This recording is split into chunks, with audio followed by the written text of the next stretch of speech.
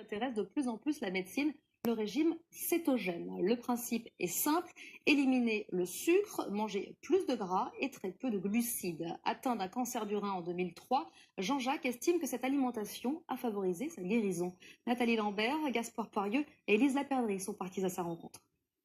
On va faire comme d'habitude, donc pécan, macadamia et amandes cuites. Faire les courses pour Jean-Jacques Trochon, c'est chercher les produits sains, mais surtout pauvres en glucides.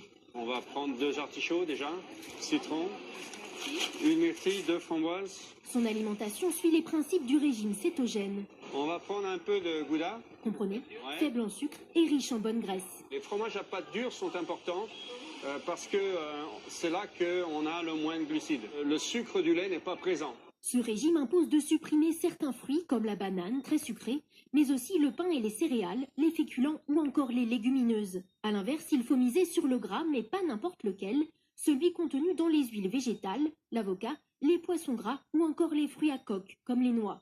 Un régime strict, une évidence pour Jean-Jacques Trochon. En 2003, il est opéré d'un cancer au rein. Il rechute en 2012 avec des métastases au poumon. Suivi médicalement, il tente en complément le régime cétogène et le jeûne. Aujourd'hui, il est totalement rétabli.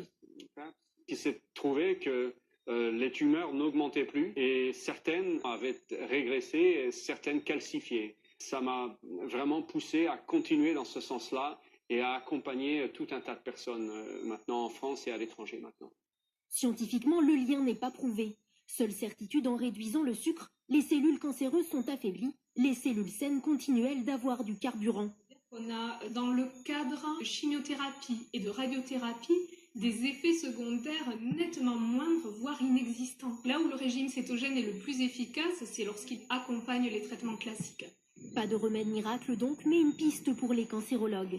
C'est vrai qu'on commence à avoir pas mal de recul ensemble et qu'il a une maladie qui évolue encore plus lentement que ce qu'on voit d'habitude. Il est persuadé que c'est lié au régime cétogène et il a peut-être raison. Est-ce que ça joue pour 5%, 10%, 50% du traitement du cancer? Je n'en sais rien. Et c'est ça que j'aimerais comprendre. Les études sur l'homme commencent à peine, mais les chercheurs du monde entier s'interrogent. En septembre, ils se réuniront aux États-Unis pour aborder les premiers essais cliniques.